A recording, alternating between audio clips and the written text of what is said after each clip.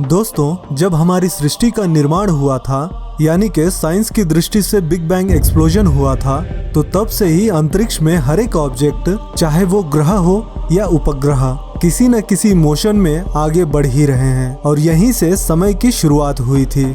दोस्तों, समय को दो तरह से देखा जाता है। पहला, हम धरती पर रहकर दिन और रात के हिसाब से समय को कैलकुलेट करते हैं, और दूसरा होता है अंतरिक्ष का समय, जहां दिन और रात का नियम नहीं लागू होता। यहाँ केवल क्रिएशन और डिस्ट्रक्शन टाइम को कैलकुलेट किया जाता है, और इसीलिए कहा जाता है कि जिस तरह इस सृष्टि का निर्माण हुआ है, उसी प्रकार इसका अंत होना भी निश्चित है। और दोस्तों, क्या आप जानते हो कि हाल ही में वैज्ञानिकों द्वारा बताया गया है कि जिस प्रकार हमारी पृथ्वी और अन्य ग्रह सूरज का चक्कर लगाते हैं, इसी तरह हमारा सूरज भी किसी एक पॉइंट का चक्कर लगाता है, यानी कि हमारा सूरज भी सर्कुलर मोशन में आगे बढ़ता ही रहता है। और दोस्तों, आप सबने मल्टीवर्स यूनिवर्स के बारे में तो सुना ही होगा। जिस प्रकार हमारे सोलर सिस्टम में हर एक प्लैनेट पर अलग अलग समय होता है, इसी प्रकार हर एक डायमेंशन में मौजूद प्लैनेट्स पर हमारी पृथ्वी के मुताबिक समय स्लो या फास्ट हो सकता है। ये सारी बातें मैं आपको क्यों बता रहा हूँ, कुछ ही देर बाद आप समझ जाओगे।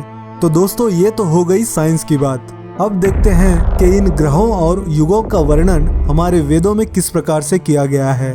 जिस प्रकार वैज्ञानिकों द्वारा मल्टी यूनिवर्स के बारे में बताया गया है कि अलग अलग ब्रह्मांड में अलग अलग समय होता है, इसी कॉन्सेप्ट को हमारे ग्रंथों में पहले से ही बताया जा चुका है कि ब्रह्म का जीवन काल ब्रह्म आयाम में 100 साल का होता है, और ब्रह्म आयाम का केवल एक दिन हम सब के लिए 4 अरब 32 करोड़ साल का है।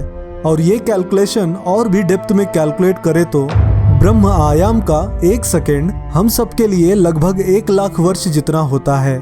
सनातन धर्म के अनुसार इस समय के परिवर्तन को युग कहा गया है, और एक महायुग को 4 भागों में बांटा गया है: सतयुग, त्रेता युग, द्वापर युग और कलयुग। जैसे जैसे समय बीतता है, वैसे ही हम एक युग से दूसरे युग में प्रवेश करते हैं, लेकिन इस युग परिवर्तन के दौरान ही धर्म 1/4 कम होते जाता है। तो सबसे पहले बात करते हैं सतयुग की। इस युग में धरती पर जीवन किसी स्वर्ग से कम नहीं था। इस युग में लोगों का स्वभाव एकदम शुद्ध और मौसम भी सदैव सुहाना रहता था। इस युग में लोगों की औसत उम्र 1 लाख वर्ष हुआ करती थी, और उस समय के लोग शारीरिक और मानसिक रूप से काफी मजबूत हुआ करते थे और औसतन 33 फीट 6 इंच लंबे होते थे।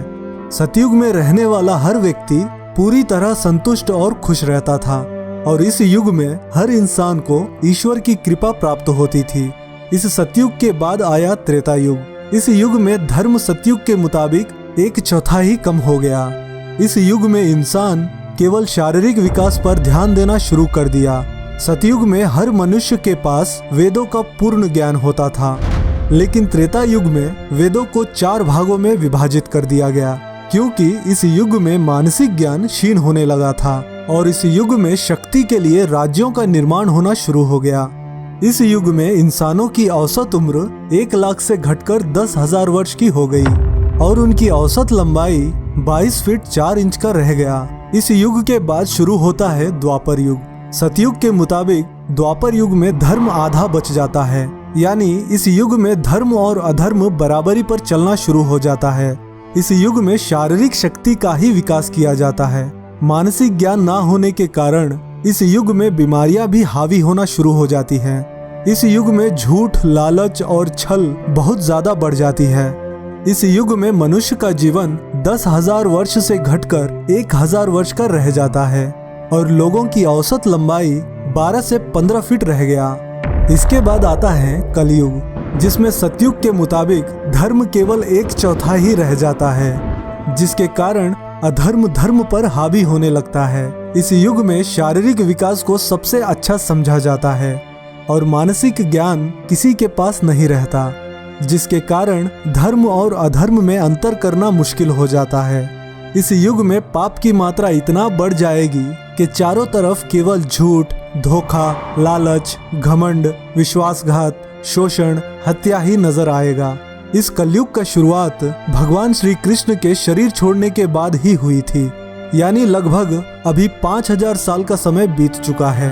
और इस युग का अंत भी कल्कि अवतार के द्वारा ही होगा।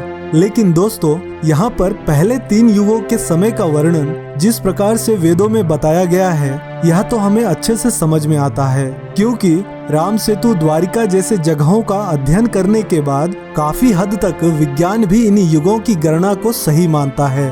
लेकिन जब कलयुग की बात आती है तो हम में से कई लोगों के विचार अलग से हो जाते हैं, क्योंकि हमारे वेदों में कलयुग की आयु 4,32,000 वर्ष की बताई गई है। लेकिन विज्ञान कहता है कि अगले 1000 वर्षों में हमारी धरती पर मनुष्य जीवन का कोई अस्तित्व नहीं बचेगा।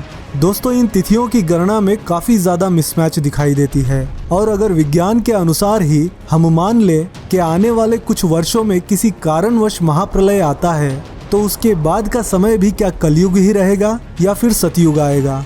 दोस्तों, ऐसा मालूम होता है कि इन सारे सवालों के जवाब हमें केवल आने वाला वक्त ही बता सकता है, क्योंकि जब मैं इन युगों के बारे में रिसर्च कर रहा था तो फाइनली मुझे एक ही बात समझ में आई है कि इस कलयुग के अंत की चिंता ना करके हरि का नाम लेते हुए अच्छे कर्म करते रहें, क्योंकि इतना तो हम सब जानते हैं कि इस कलयुग में मोक्ष की प्राप्ति केवल हरि नाम का सुमिरन करके ही पाया जा सकता है। तो दोस्तों, आशा करता हूँ इन युगों से जुड़ी डाउट्स काफी हद तक क्लियर हो गए होंगे। दोस्तों, अगली वीडियो में दशावतार सीरीज का चौथा पार्ट, जिसमें रावण का पहला जन्म, भगवान विष्णु का वराह अवतार और वो राक्षस हमारी पृथ्वी को किस समुद्र में छिपाया था, इस पूरी घटना को लॉजिकली विद एंटरटेनमेंट के साथ बताऊंगा। मेरा एक्सप्लेनेशन पसंद आया हो तो इस वीडियो को लाइक करके कमेंट में जय श्री हरि जरूर लिखें, और इस वीडियो से जुड़े कोई भी सवाल या सुझाव हो तो भी हमें कमेंट करके जरूर बताएं। तो ऐसे ही वीडियोस देखने के लिए आप हमारे चैनल रहस्य डिस्कवरी को सब्सक्राइब करके बेल नोटिफिकेशन भी ऑन कर दें, ताकि मैं जब भी वीडियोस अपलोड करूं उसकी नोटिफिकेशन आपको मिल जाए। तो दोस्तों, फिर मिलता हूं किसी इंटरेस्टिंग वीडियो के साथ। जय हिंद।